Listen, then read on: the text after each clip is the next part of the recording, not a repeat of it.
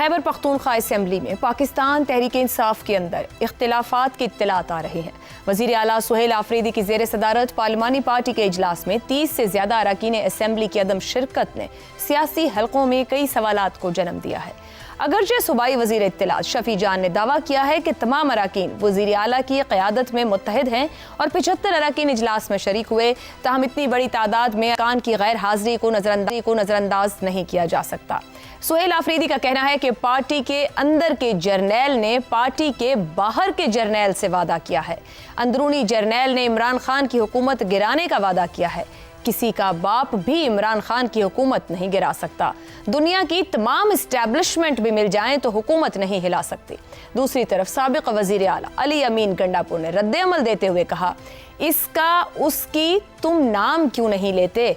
अगर कोई इमरान खान के खिलाफ साजिश कर रहा है तो नाम लिया जाए। सूबा आपसे कंट्रोल नहीं होता और दूसरों पर इल्ज़ाम लगा रहे हैं। पार्टी रहनुमाओं में गद्दारी के सर्टिफिकेट बांटना दुरुस्त नहीं।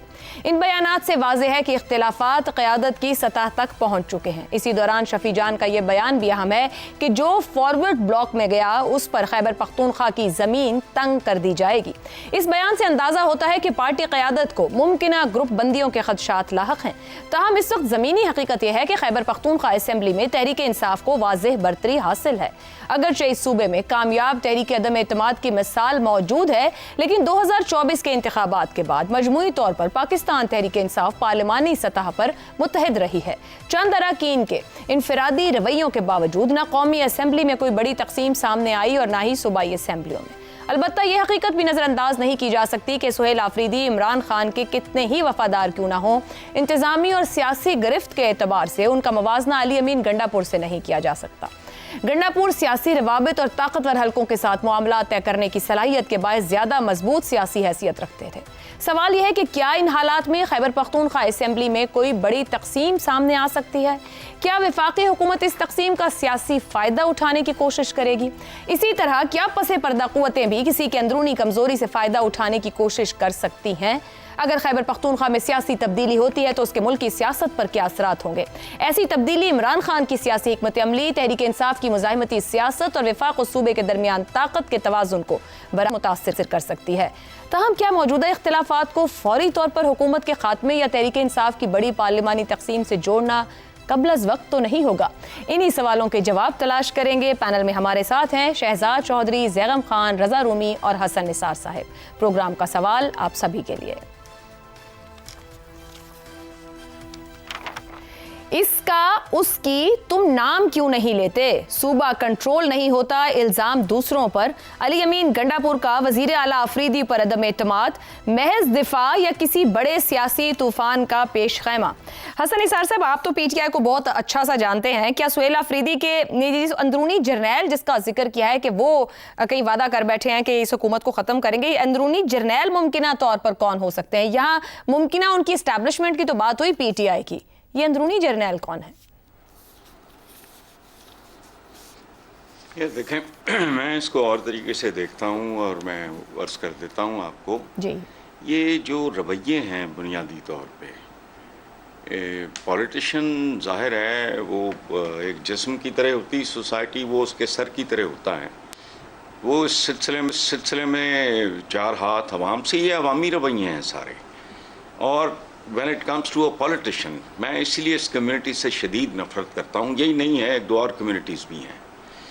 अभी आपने यकयती वगैरह या फलाना ये वो बात की है, तो हमारे तो मज़हब में नहीं है। फिर क्या होते हैं, तबकात क्या होते हैं, ये हर जगह होता है। सही।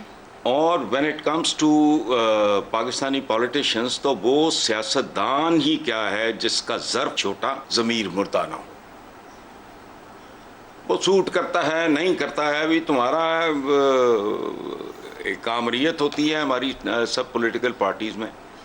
जैसे पीटीआई में नून लीग नवाज शरीफ है, वो उधर जरदारी ख़ानदान है, भुट्टो की आड़ में, तो इधर इमरान खान है। भाई उसने अगर लाया है तो ठीक है, करो गुजारा। उसका तजर्बा नहीं है, उसकी बैकग्राउंड नहीं है, फलां नहीं है, टमका नहीं है, ये तो कोई जवाब नहीं है।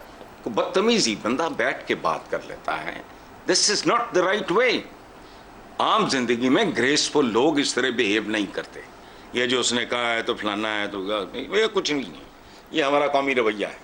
जिसमें स्पेशलाइज किया हुआ है सियासतदानों ने। सो ये आपसी, सिर्फ आपसी इख्तिलाफ है पावर शेयर करने के लिए, इससे ज्यादा कुछ भी नहीं है। कुछ भी नहीं है, गंदा पूरे मुल्क में यही है। ठीक हो, power sharing at the cost of your ego, self respect, वो कुछ भी नहीं है इनके लिए। ठीक हो गया, बदनाम हो जाए, फलाना हो जाए, कमीशन हो जाए तो किकबैक हो जाए, हिस्सा चाहिए अपना, कोई परवाह नहीं।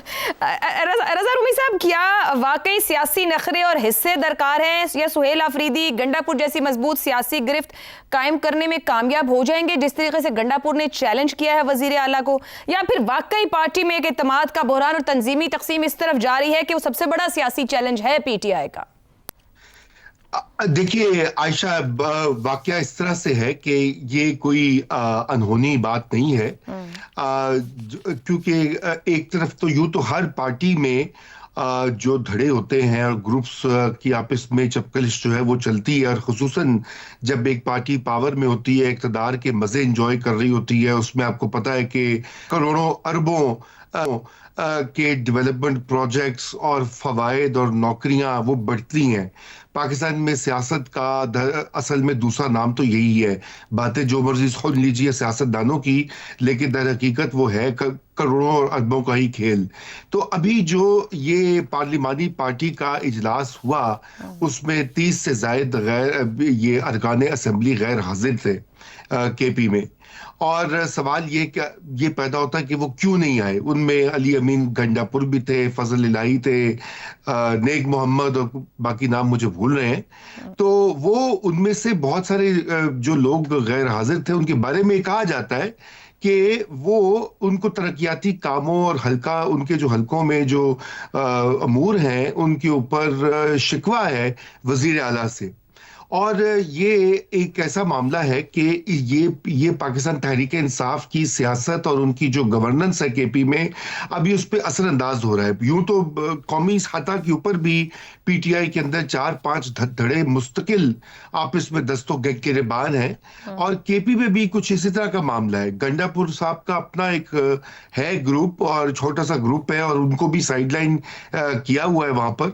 और यकीनन ये जो उन्होंने बातें कही है, ये इजहार भी है उसी साइडलाइन होने का जो मसला होता है। एक बार आप वजीर आला रहे हों और फिर आप बिल्कुल ही दीवार से लगा दिए जाए, तो फिर आप रिएक्ट तो करते हैं, और फिर कुछ आपको पता है कि कुछ मेहरबानों का भी मेहरबानी होती है कि वो भी कहते हैं कि जरा इनको मसरूफ रखो, आपस में थोड़ी सी लड़ाई जो है वो चलती रहे, हल्की फुल्की मौसीकी, और उससे जो है वो जब तक वो इत्तेहाद नहीं होता है, क्योंकि असल तो सुहेल आफरीदी का यही उनसे तवक्को थी और चैलेंज थी कि वो तहरीक चलाएंगे, और वो वाली लश्कर कशी जिसमें गंडापुर साहब नाकाम हो गए, उसको दोबारा से रीस्टार्ट करके इस्लामाबाद को फतह करेंगे और अडयाला के ताले तोड़कर एक कैदी को रिहा करवा देंगे। ये उनसे मोटी मोटी तवक्कुआत है। ये हल्की फुल्की मौसीकी विफाक की हुकूमत को भी सूट कर रही है और खुद पीटीआई के अपने आप को भी सूट कर रही है कि इस जगह पर मसरूफ रखें। उनका वोटर भी कहेगा कि ठीक है कोई बात हो रही है, और विफाक भी कहेगा आपस में लगे हैं, टकराते रहें। जी बिल्कुल, देखिए फिलहाल तक तो ऐसा ही दिखाई दे रहा है। अब आगे लोगों की नीयतें क्या होती हैं, उनका कॉन्डक्ट कैसे बदलता है, मैं उसके बारे में नहीं कह सकता, लेकिन फिलहाल तो सुहेल आफरीदी बिल्कुल सूट कर रहे हैं। और उसकी वजह यह है कि वो देखिए, बढ़ के आप जितनी मर्जी मार लें, ये है रवायती सियासत, ये इक़्तिदार की और फंड्स की और वसाइल की तकसीम की सियासत है। ये इनकलाबी सियासत नहीं है, इससे इनकलाबी तवक्कुआत पैदा कर दी गई हैं पूरी की पूरी।